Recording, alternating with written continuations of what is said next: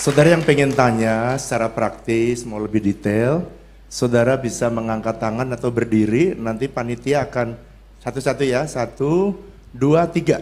1, 2, 3 dulu, 1, ya, 2, 3. Oh iya, 4. Nanti tunggu ya, 1 termin 3, 3. Kita kasih waktu sampai jam 12, tenang. Pak, satu-satu aja Pak, takut yang Iya. nanya satu yang Lupa ya, pertanyaan Pak, ya. 3 yang pertanyaan 1 lupa Pak. Ya, satu-satu. aja. Ya, 1, ya silakan. Ya, Silakan. Selamat pagi Pak Lo. Ya. Saya Yono Pak dari Sunter. Saya penggemar berat Pak Lo juga nih. Nanti mungkin kalau ada kesempatan boleh minta tanda tangan Pak di buku.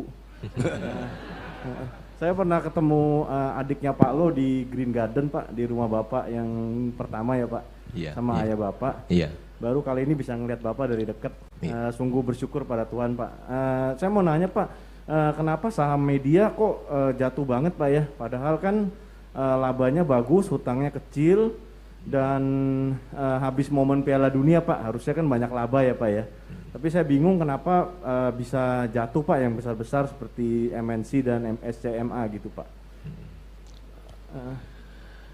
Kalau kita lihat kan sekarang orang-orang tidak jarang sekali yang nonton TV ya. Tapi masih bersyukur MNC masih dari TV-nya RCTI dan yang lain-lain masih bisa mendapatkan iklan tahun lalu 9 triliun ya. MNC masih menghasilkan laba 2 triliun ya. Kalau saham itu kinerjanya masih bagus, harga sahamnya turun terus, mungkin itu adalah kesempatan kita untuk membeli di harga murah ya. Jangan pikir nggak naik-naik, turun terus tiba-tiba nggak bisa naik ya. Tiba-tiba bisa naik, kita nggak tahu. Misalnya saya punya Penin Finansial 170 diam. Orang yang punya CFA bisa bilang itu value trap loh, ya. Jebakan masuk. Ternyata harga sahamnya yang nggak naik-naik itu bisa naik dari 170 ke 775 ya. Jangan menganggap saham itu nggak bisa naik ya, karena masih bisa membukukan laba 2 triliun MNC ya. Siapa tahu tiba-tiba naik, kita nggak sangka ya.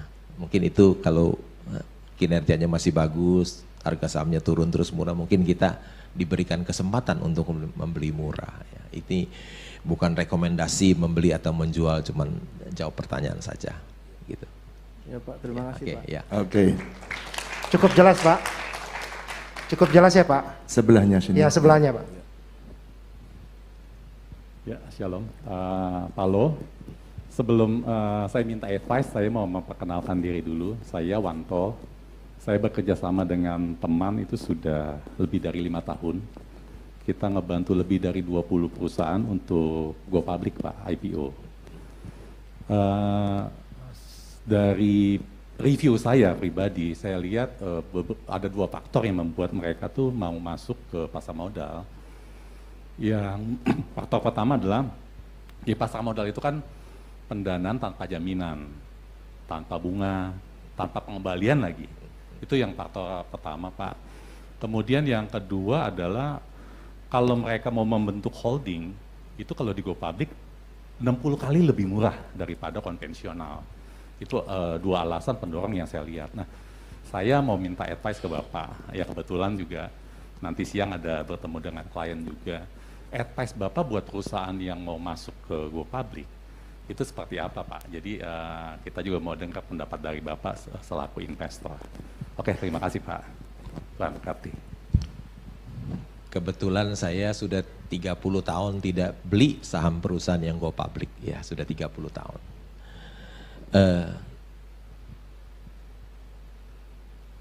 Nasihat saya tentu kepada orang yang jual, ya jualah apakah perusahaan kita sudah pantas untuk go public, ya jangan hanya dipakai untuk mengambil uang masyarakat, ya, masyarakat, kasihan masyarakat ya. saya melihat banyak orang seperti itu, sebetulnya perusahaan itu belum pantas untuk go public, tapi dia go public dan menghasilkan uang banyak dari masyarakat. Ternyata kesian itu masyarakat pada uangnya pada rugi ya, kira-kira begitu. Itu nasihat dari saya. Pertanyaan yang ketiga.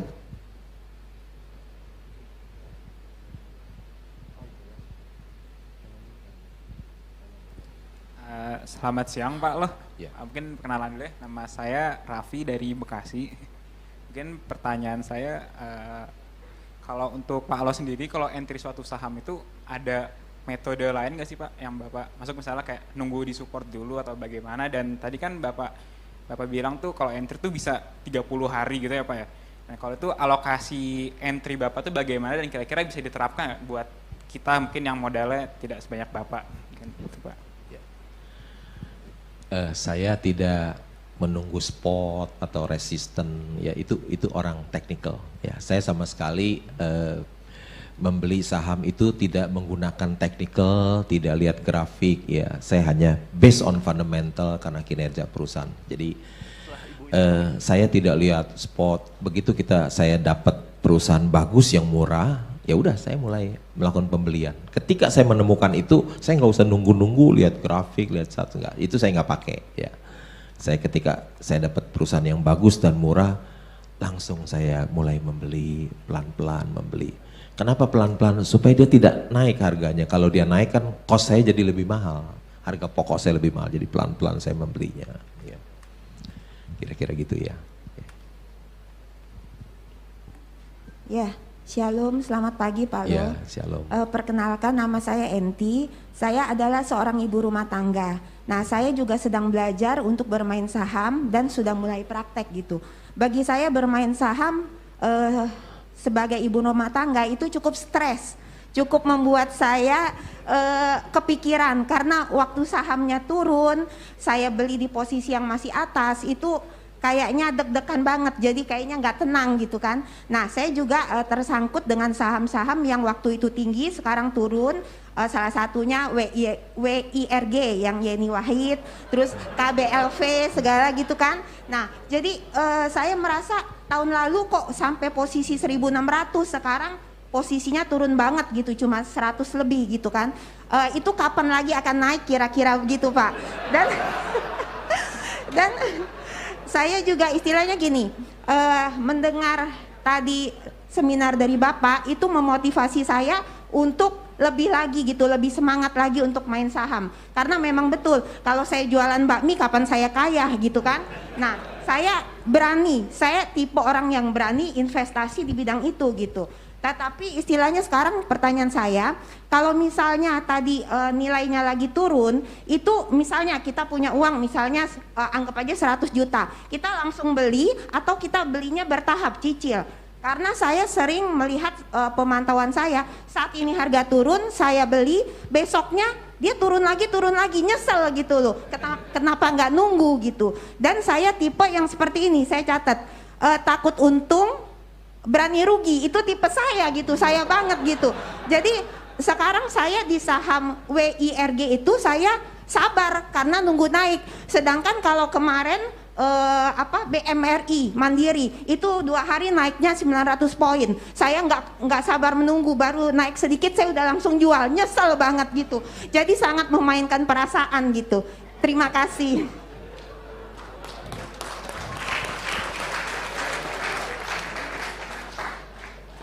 Jadi bingung pertanyaannya apa. Pertanyaannya gini Pak Loh, kalau kita punya uang, kita mau beli saham waktu dia turun, itu kita belinya langsung jebret beli atau kita nunggu beli sedikit, setahap besok turun kita beli lagi. Jadi nanti akumulasi harganya menjadi gimana, rata-rata lebih rendah atau gimana?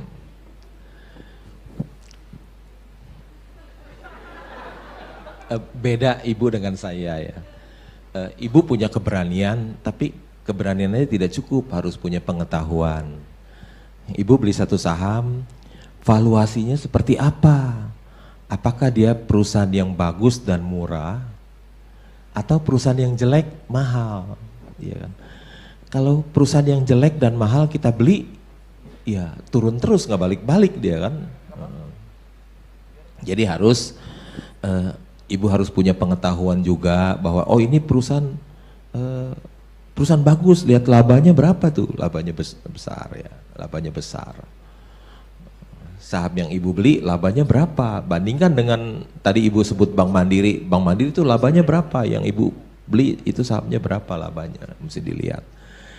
Jadi kalau kita tidak tahu apa yang kita beli, ya seperti ibu dicicil belinya. Tapi kalau orang yang tahu ini Mercy yang dijual di harga pecahnya nggak bisa cicil, langsung dorong semua karena takut ketinggalan, takut besok nggak dapat barang lagi, ya seperti gitu. Jadi tergantung, kalau orang itu tahu apa yang dia beli, nggak bisa membuat dia untuk cicil-cicil, ya langsung dorong semuanya. Tapi kalau dia nggak tahu apa yang dia beli, oh ini perusahaan bagus atau enggak, perusahaan ini mahal atau murah, ya. Kalau dia tidak tahu, ya udah dia beli cicil-cicil aja terus. Tapi kita harus tahu, ya.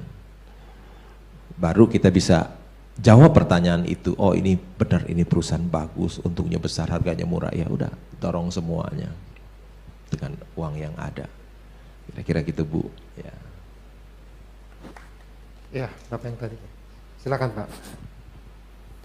Selamat pagi Pak Ro, nama saya David. Iya, David. Saya juga salah satu penggemar terberatnya Pak Ro. Mumpung dikasih kesempatan buat bertanya nih, saya ada 3 pertanyaan Pak Lo. Wih banyak Daripada ntar saya pulang masih penasaran Pak Lo, jadi masih siap. saya tanyain semua lah ya. Iya, tanya aja nggak apa-apa. Yeah. Yang pertama Pak Lo, apakah yang membuat Pak Lo tuh kurang minat dalam mengambil perusahaan BUMN? Biasanya lebih cenderung untuk mengambil perusahaan swasta nih.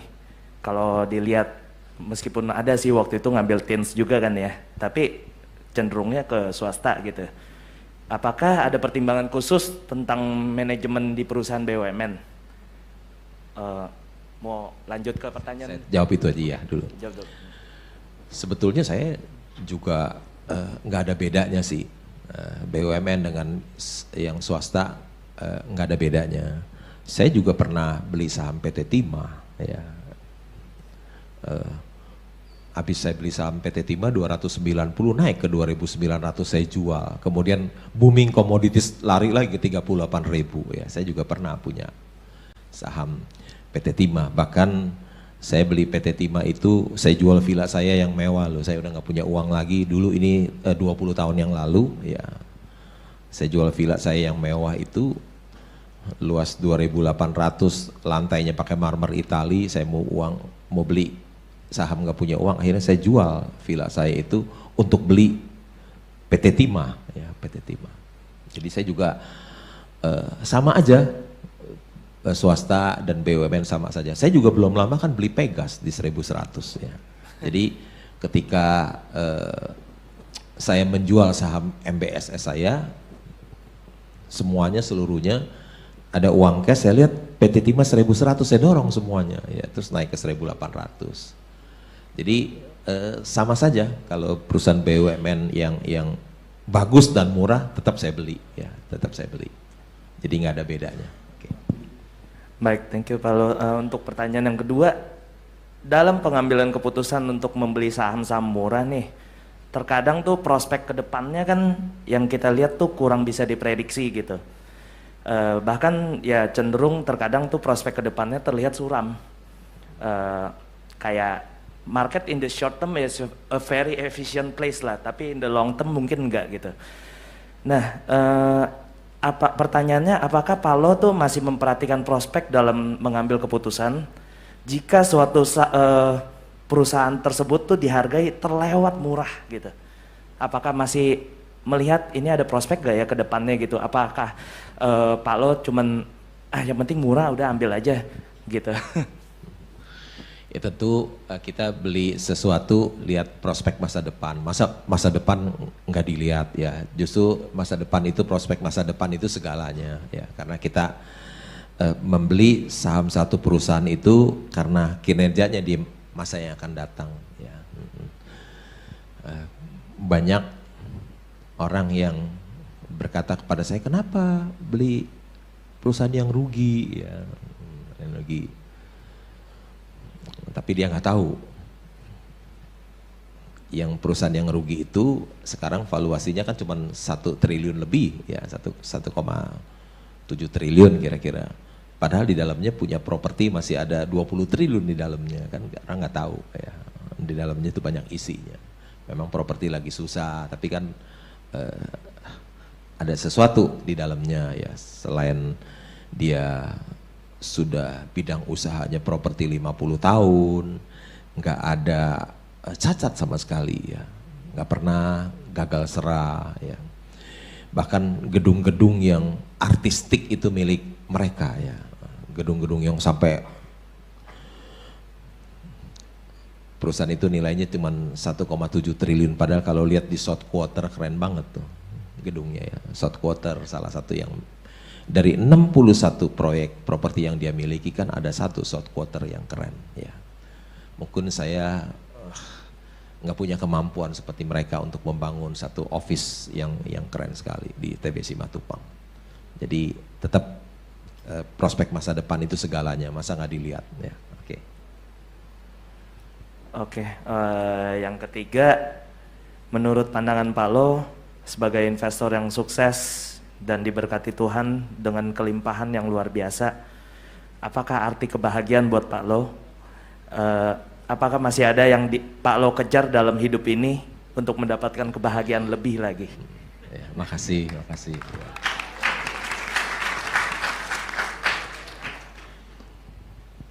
Saya suka nge-share ke teman-teman saya. Ini ada teman saya 2 ya.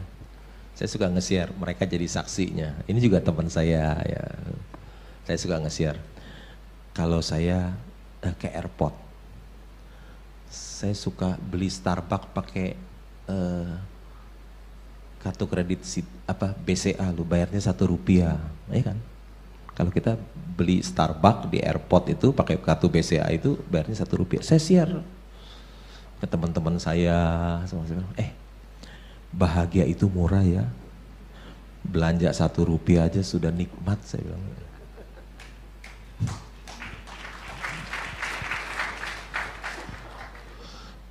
Bahagia itu murah. Kadang saya makan di lounge, di airport, saya pakai Mandiri Prioritas bayarnya Rp2, saya juga foto.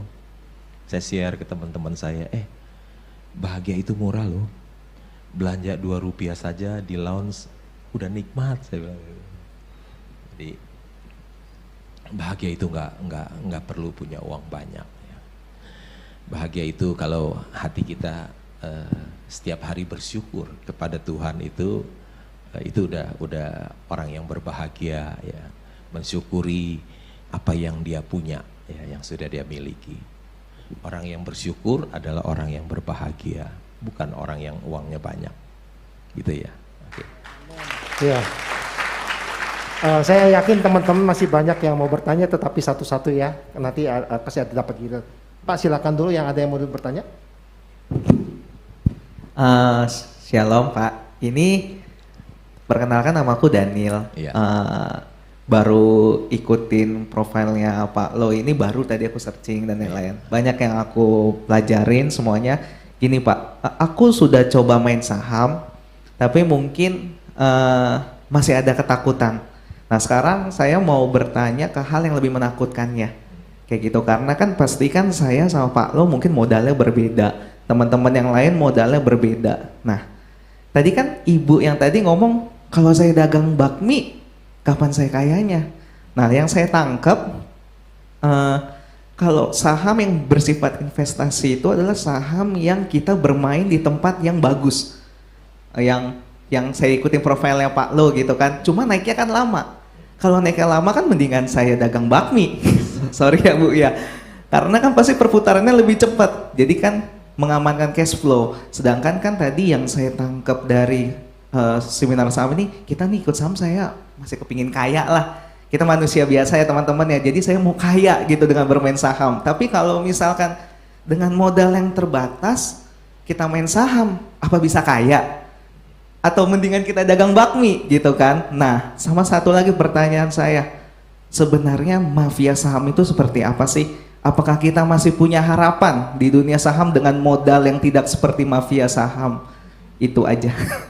Terima kasih.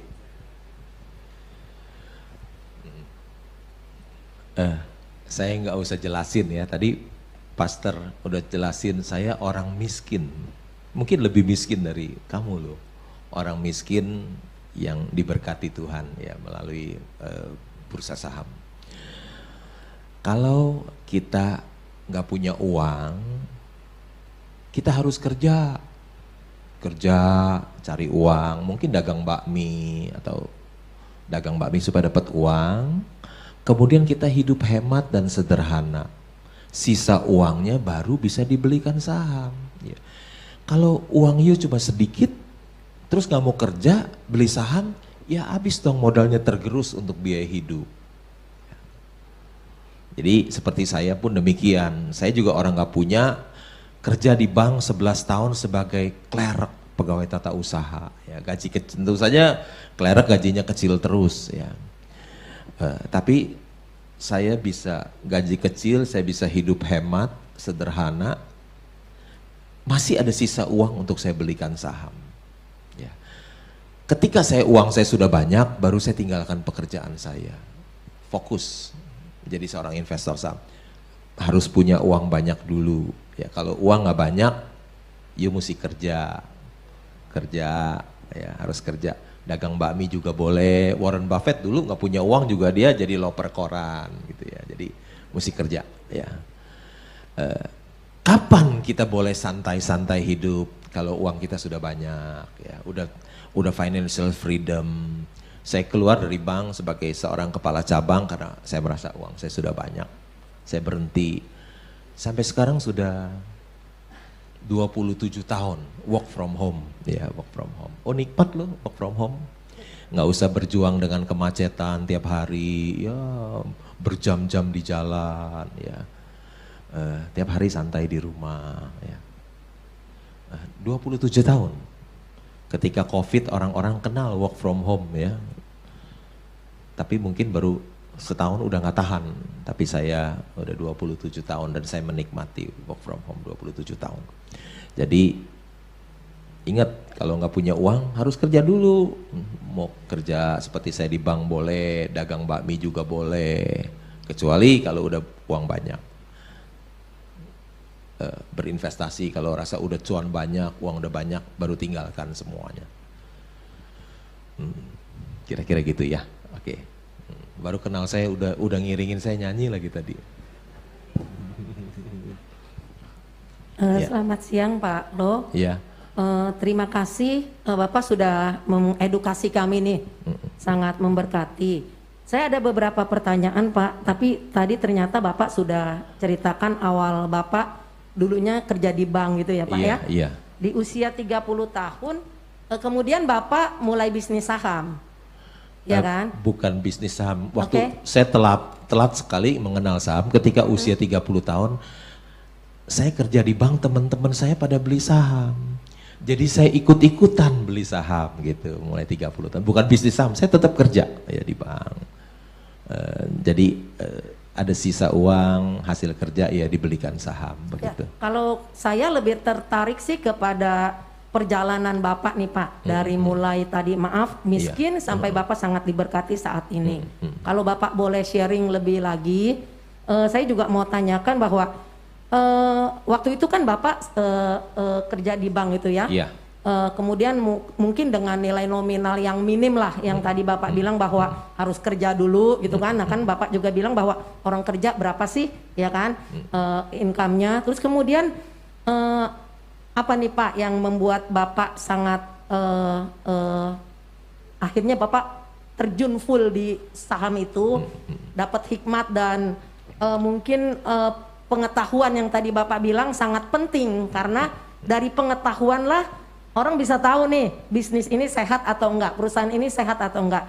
Karena tadi TBK aja yang perusahaan tadi go public itu juga banyak yang dalam tanda kutip hanya menarik uang dari investor itu sendiri, karena saya juga salah satu supplier di beberapa perusahaan TBK Pak, dan malah TBK itu yang bayarnya lebih lama dari perusahaan konvensional yang lainnya gitu kan.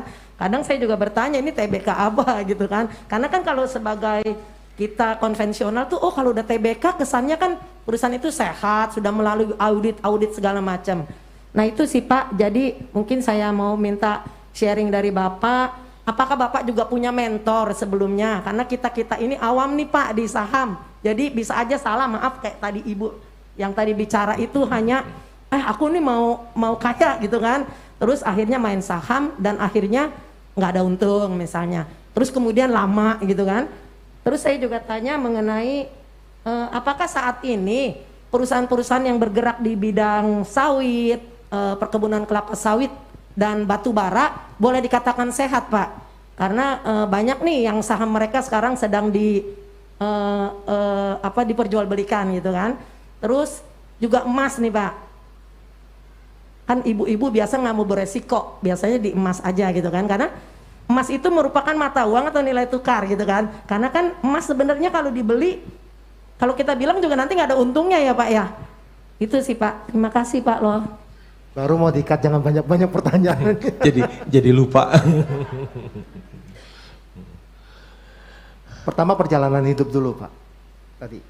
Oh iya, saya jadi klerek 11 tahun ya. Jadi gajinya kecil terus tuh ya.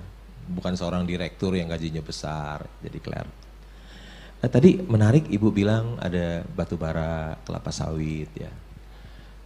Menurut saya sih yang paling banyak untung itu sekarang batu bara ya. Seperti Adaro labanya 38 triliun ya.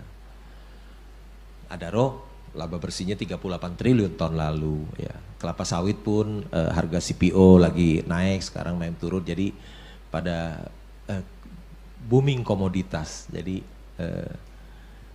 batu bara, kelapa sawit pada banyak ya. Saya pribadi juga punya perusahaan tambang batu bara dan kelapa sawit ya. Cuman di satu tambang batu bara yang labanya mungkin kira-kira tahun ini bisa 5-6 triliun, saya pemegang saham nomor 2 terbesar di sana ya. Udah untung banyak sekali, saya belum lepas ya. Kemudian juga saya punya saham perkebunan kelapa sawit cukup besar ya. Cuman sedikit lagi mungkin 5% ya. Perkebunan kelapa sawit yang sudah menghasilkan sebesar 4 kali negara Singapura ya. Besarnya kelapa sawit itu 4 kali negara Singapura, saya sudah punya 4% lebih di situ ya. Sebentar lagi 5%. Jadi saya juga suka komoditas, tapi batu bara yang sangat menguntungkan sekali, tambang batu bara ya. Kalau emasnya gimana sih? Terakhir Oke, emas. Emas saya liatin valuasinya mahal-mahal.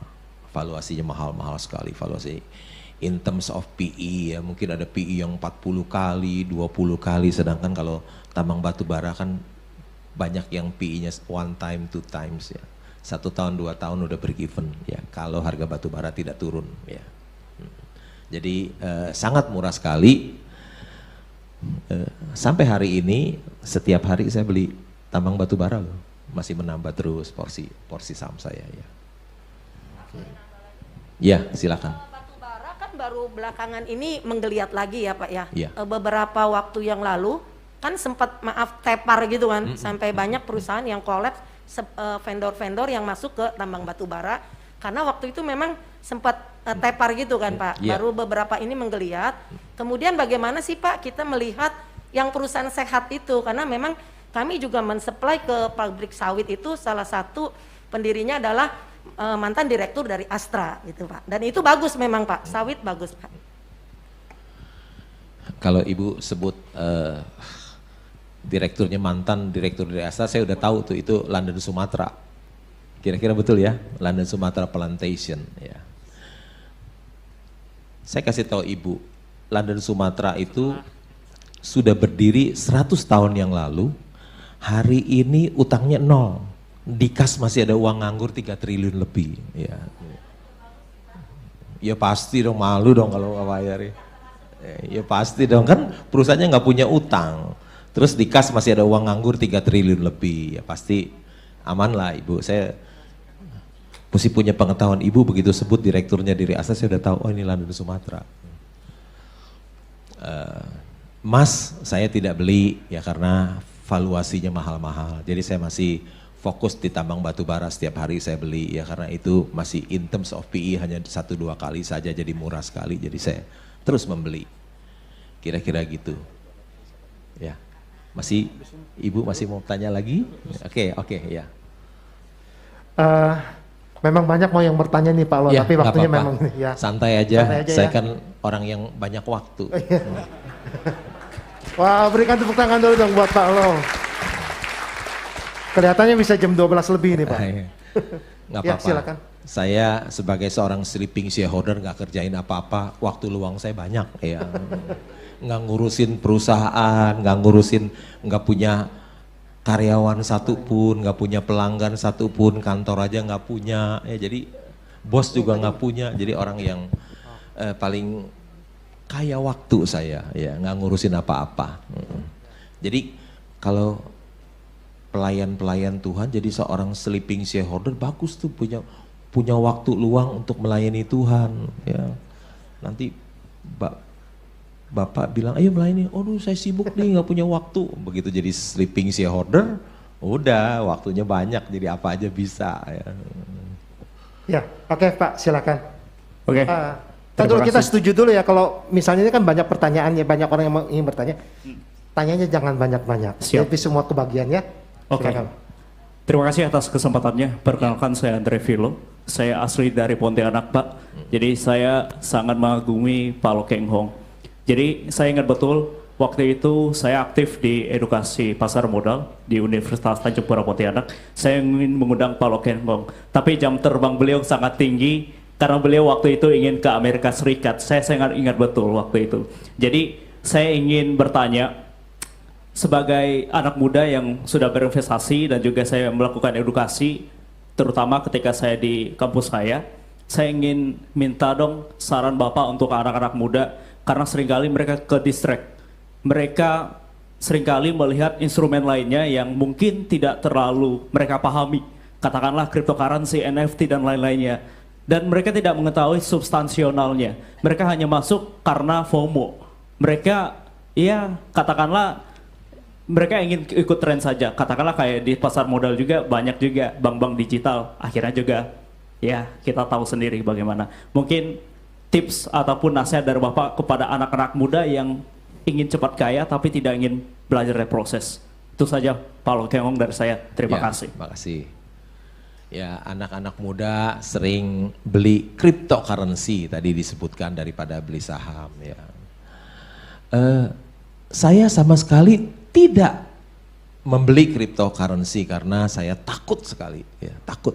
Kenapa takut? Karena kalau saya beli saham tambang batu bara, kan ada batu baranya, mereka miliki batu baranya.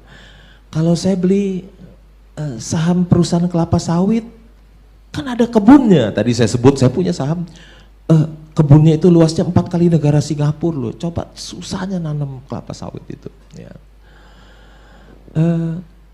Kalau saya punya saham bank, kan bank itu mesin pencetak uang ya. Orang taruh duit bunganya kecil, orang pinjam dikasih mahal ya. Bank itu ada, kita beli saham bank ada asetnya, ada banknya. Kalau beli cryptocurrency asetnya apa? Ayo anak muda, kalau kita beli uang cryptocurrency asetnya apa? Gak ada loh. Kalau asetnya nggak ada, jangan-jangan bisa turun jadi 0 loh. Serem kan? Saya beli saham properti yang rugi, perusahaannya lagi rugi. Tapi kan di dalamnya kalau saya hitung propertinya masih ada 20 triliun di dalam. Ya, masih ada asetnya properti 20 triliun. Jadi saya yang beresiko tinggi saya nggak berani beli. Hanya yang beresiko rendah saya beli.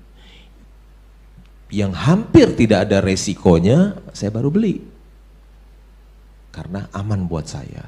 Tapi beli cryptocurrency kita nggak tahu itu aset yang menyertainya apa, kita nggak tahu, nggak ada. Serem banget jadinya. Kira-kira gitu ya. Tadi dosen nih dari Kalimantan, dari Pontianak. Ya, next yang pegang mic, silakan. Shalom Pak Lo Keng Hong, saya Zoe dari SMP kelas 3. Nah, aku tuh baru kenal saham tuh baru-baru ini gitu. Saham apa sih yang kalau Keng Hong tuh lagi cicil gitu?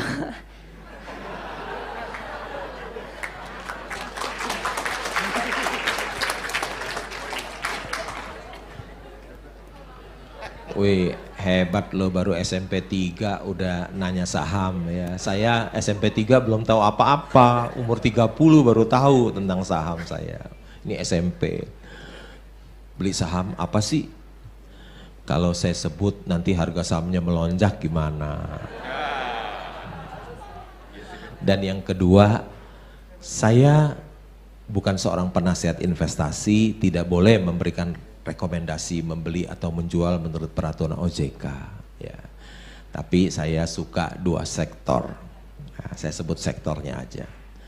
Saya suka dua sektor, satu bank, satu tambang batu bara. Saya suka. Ya.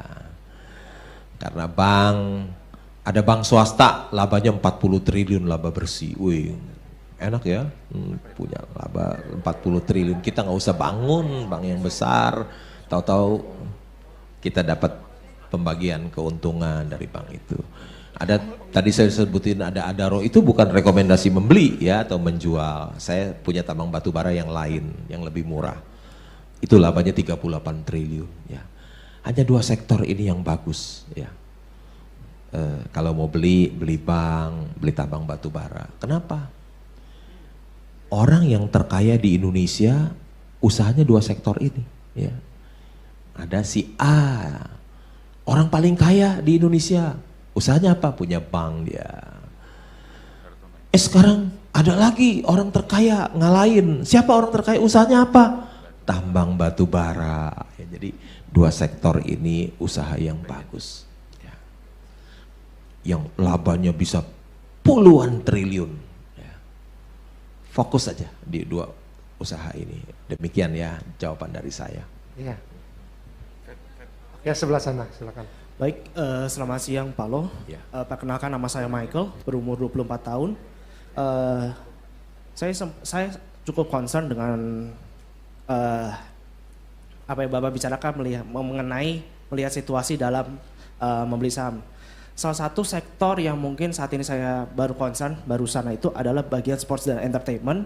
Mengingat kita sudah memasuki industri 4.0, sebentar lagi 5.0, di mana akan lebih banyak dominan dengan kegiatan internet. Salah satu industri yang mungkin saya baru concern ini adalah industri game, di mana variabel yang kita punya itu adalah 5,1 miliar pengguna internet di dunia, 4,6 pengguna sosial media, dan 3,3 miliar pemain game online di dunia. Salah satu turnamen yang terbesar di dunia yaitu The Internationals, di mana juara satunya itu mendapatkan hadiah 40 juta dolar. Menurut Bapak, dalam industri ini bagaimana untuk kedepannya dalam perkembangan saham ini? Mengingat kita sudah mau memasuki era yang lebih modern. Terima kasih. Sepertinya belum ada ya perusahaan seperti itu di Bursa Efek Indonesia. Ya, saya kebetulan nggak berinvestasi di luar Indonesia, hanya di Indonesia. Dan sepertinya perusahaan seperti itu belum ada kali di Indonesia, perusahaan apa game gitu ya. Kebetulan saya juga orang tua gaptek ya, jadi nggak begitu mengerti ya. Terus terang aja saya gaptek ya, tidak aktif di sosial media, tidak punya Instagram, tidak punya Facebook, tidak punya Twitter, tidak punya apa, semua nggak ada. Kalau ada nama saya itu semuanya palsu ya, palsu semuanya. Saya gaptek ya. Dan saya juga nggak mau punya follower ya. Orang-orang cari follower sebanyak-banyaknya agar bisa dimanfaatkan oleh dia, agar dia menjadi kaya, bukan followernya yang kaya. Tapi saya tidak mau follower seorang pun ya. Orang yang bisa menggandakan uang tidak mau seorang pun follower. Jadi saya nggak mau ada follower, jadi nggak punya Instagram. Kira-kira gitu. Oke, ya. Makasih Pak. Wi, Ya. tunggu sebentar. Saya Ya. kasih kesempatan dulu. Siang Pak Lo, saya Iya. Ratna, jemaat WTC. Iya, Bu Ratna. Pertanyaan saya, kan Pak Lo tadi menganjurkan cari saham Mercy seharga bajai. Itu Iya. bagaimana menilainya? Kalau misalnya dari fundamental perusahaan, itu poin-poin apa aja yang harus kita perhatikan? Terus, nih, kalau kode saham ITMG, itu pernya kan 2, Pak. Kalau Bapak jadi saya, beli nggak? Beli. Beli. Oh, Ibu dapat jawabannya tuh, suruh beli. Silakan Pak. Ayo, tolong. Indikatornya perusahaan yang pertama kan lihat manajemennya dulu, apakah mereka orang jujur atau orang tidak jujur ya. Jangan pernah membeli perusahaan yang dipegang oleh orang yang tidak jujur. Uang kita bisa habis ya. Kedua tentu bisnisnya bagus atau jelek ya. Tadi saya sudah sebutin ada 2 bidang usaha yang bagus. Yang ketiga lihat labanya besar apa enggak ya.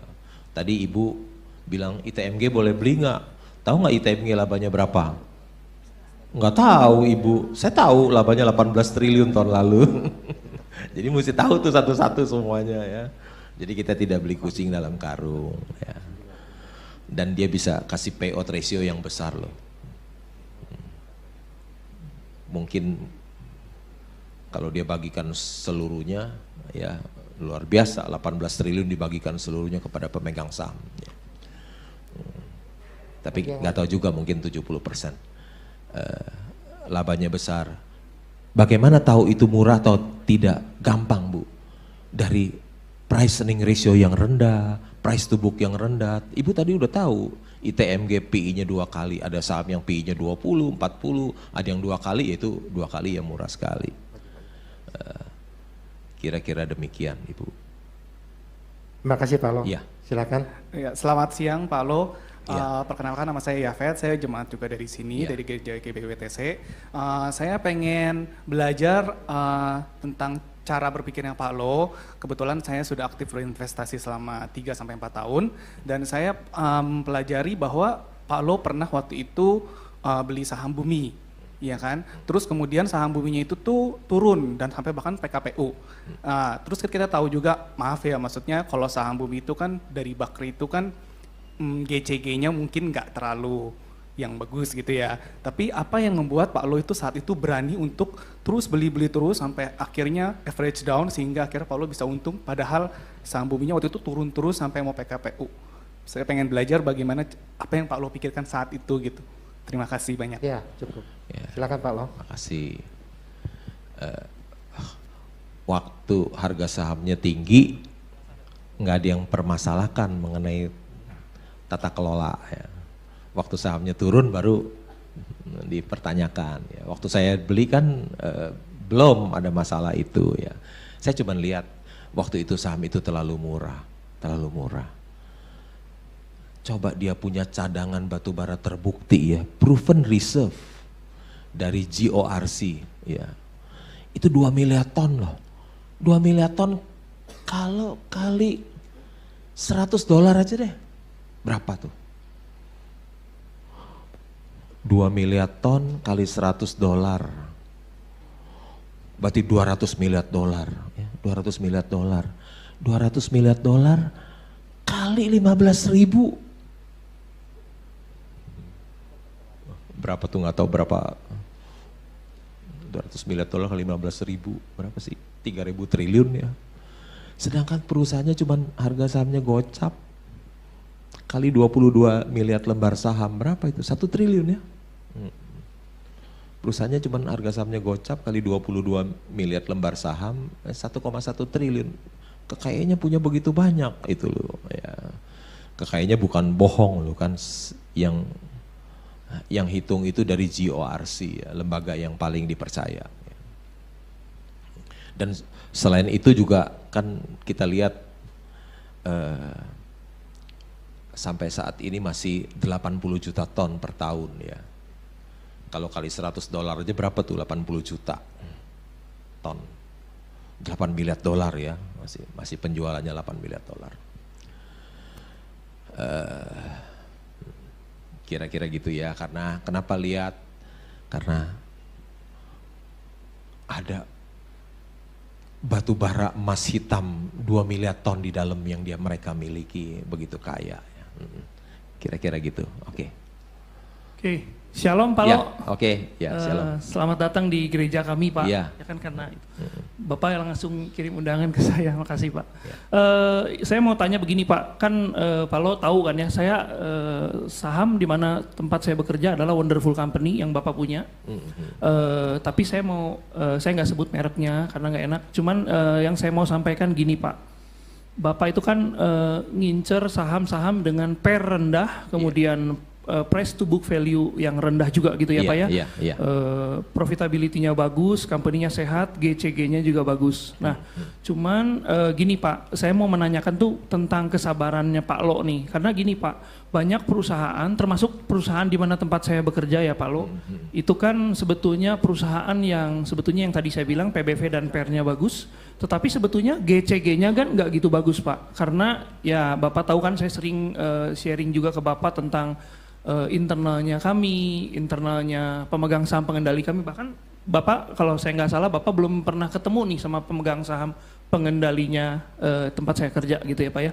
Nah, even yang tadi Bapak bilang bahwa saya sabar nungguin gitu kan Pak ya sampai nanti harga sahamnya naik, itu cenderung saham akan naik pada saat perusahaan melakukan corporate action atau perusahaan gonjang-ganjing akan dijual atau melakukan corporate action apa. Seperti contoh nih Pak ya company tempat saya bekerja kan saat ini SMFG maju lagi nih Pak gitu kan. Karena pemegang saham pengendalinya terbebas dari kasus pajaknya yang Angin Prayitno Aji itu. Nah jadi Bapak kok bisa sabar sih Pak? Padahal sebetulnya apakah nggak takut Pak bahwa saham dengan perusahaan dengan fundamental bagus, PER-nya bagus, PBV-nya bagus, tetapi ya ada GCG-nya yang diragukan sebenarnya sehingga riset-riset orang-orang investor gede itu udah pada tahu dan wah ini ada resikonya, ini saham akan naiknya, dia akan tidur terus dan Bapak kudu sabar terus sampai akan ada corporate action. Misalnya saham perusahaan gede itu pengendalinya mau jual atau apa, baru naik gitu Pak harganya. Itu sih Pak. Yang satu Pak. Kemudian yang kedua saya sebenarnya ingin minta Bapak bersaksi Pak Lo bersaksi Bapak kan sebagai seorang investor yang sangat sukses nih Pak. Karena diberkati Tuhan. Nah, bersaksinya gini Pak, maksudnya apa sih yang saat ini Pak Bapak buat Tuhan atau mungkin buat sesama-sesama yang berkekurangan, apa nih yang Bapak udah yang mungkin Bapak karyain gitu. Mungkin bersaksi buat menguatkan iman kita juga Pak, gitu Pak. Thank you ya Pak. Ya, makasih Pak. Ya, kebetulan saya punya saham di tempat Pak Stephen ini bekerja ya. Jadi beliau tahu saya pemegang saham nomor 3 terbesar di sana. Ya. Kenapa saya beli? Karena nilai buku per sahamnya 1.200, harga sahamnya 200. Udah saya beli aja lah. Saya beli. Andai kata ada menurut beliau tata kelola yang tidak baik ya masih tertutupi oleh margin of safety ya. Jadi barang 1.200 saya belinya 200 kan ada margin of safety, ada keamanan buat saya 1.000 ya. Jadi saya beli udahlah ini Mercy harga bajai saya beli aja jadi pemegang saham. Tapi saya beli 200 saya sempat 400 tuh investasi saya udah naik 100% ya. Saya belum jual ya. Jadi kenapa saya bisa sabar menunggu? Karena saya punya keyakinan saham ini under value, terlalu murah.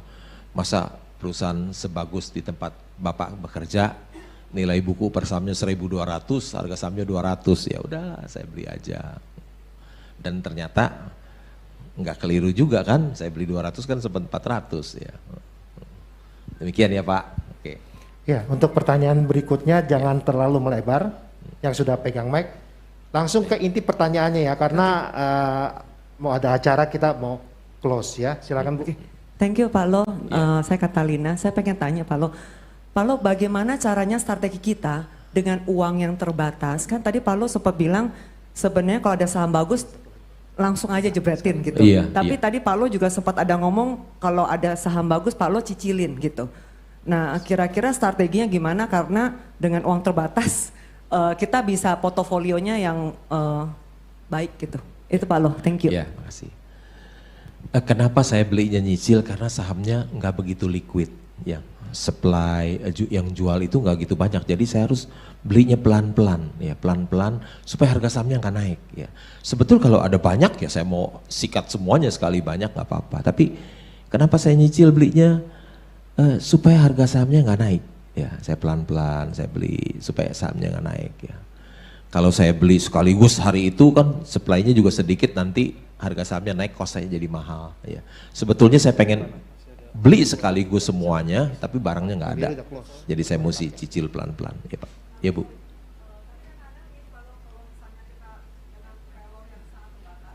Saya nggak kedengeran suaranya, bisa dikasih mic-nya. Dengan maksudnya dengan uangnya terbatas, misalnya kita cemplungi semua, kadang-kadang saham tiba-tiba kita lihat murah, besoknya turun lagi tuh Pak. Maksudnya strateginya yang Pak Lo kira-kira bisa berikan kepada kami gitu. Thank you Pak Lo. Kalau saya misalnya tadi saya ada satu perusahaan yang saya bilang saya pemegang saham terbesar nomor 3 di situ. Kalau saya beli misalnya dia nilai buku per sahamnya 1.200, saya beli di 200. Terus saham itu turun ke 150. Saya tambah beli lebih banyak loh. Wah, enak ya. Saya nggak minta diskon, dikasih diskon, saya beli aja terus lebih banyak. Mungkin jadi pemegang saham nomor 2 bukan nomor 3 lagi, saya beli lebih banyak. Kenapa saya nomor 3 nggak naik menurut? Karena waktu saya beli dia keburu naik, ya udah saya nggak kejar, ya, biasanya gitu. Beli lebih banyak, kita udah bener nih, anggap aja saya nggak minta diskon, dikasih diskon, udah beli lebih banyak, gitu ya Bu. Iya.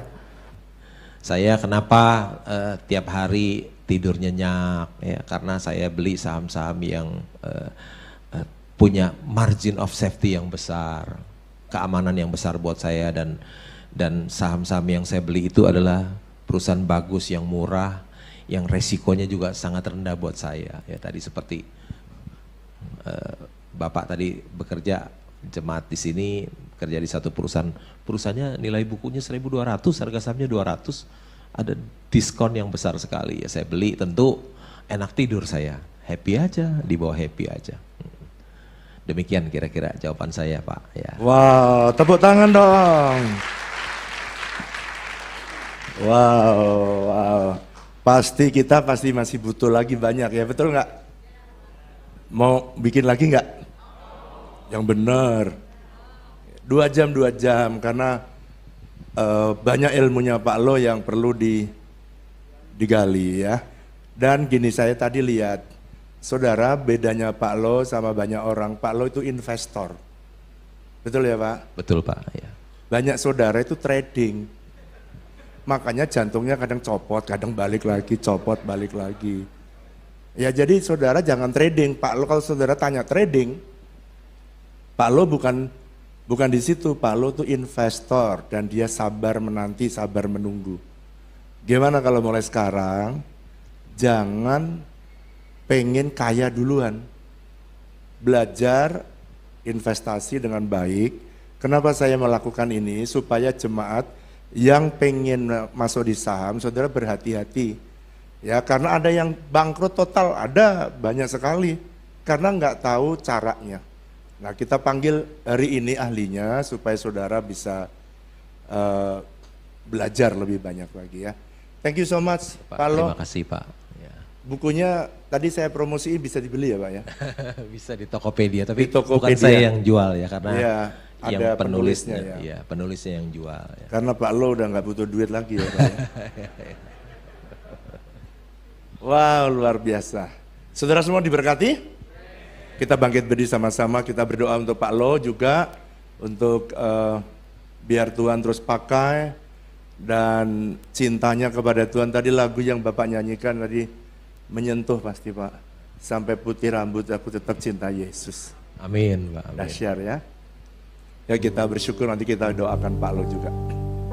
Ku bersyukur padamu Tuhan, sebab kasih setiamu di dalam hidupku, anugerahmu besar bagiku.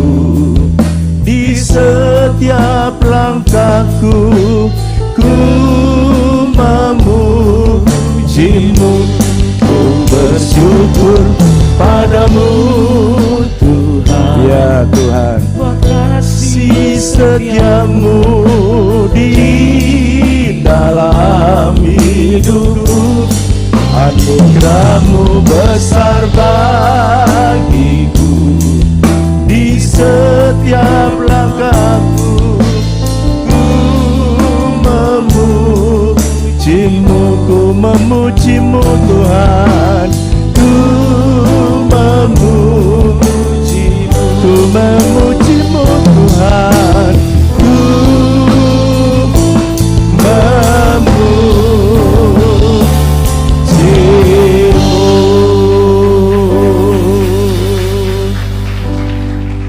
Kami sungguh bersyukur hari ini kalau Engkau boleh memakai hamba-Mu Pak Lo Keng Hong. Tuhan terus bawa Pak Lo beri kesehatan yang terbaik, sehingga dia bisa bagikan ilmunya, banyak orang bisa diberkati. Amin. Tuhan, dia tidak pernah menyangka bahwa Engkau bawa naik seperti hari ini. Tanpa karyawan, tanpa bos, tanpa office, tetapi Engkau memberkati dia dengan berkat yang luar biasa. Amin. Tuhan, biarlah hari ini kami belajar dari kehidupan yang sederhana dari Pak Lo, sehingga kami menjadi orang-orang yang tidak menjadi rakus, tetapi kami melakukan investasi dengan tertata dengan baik.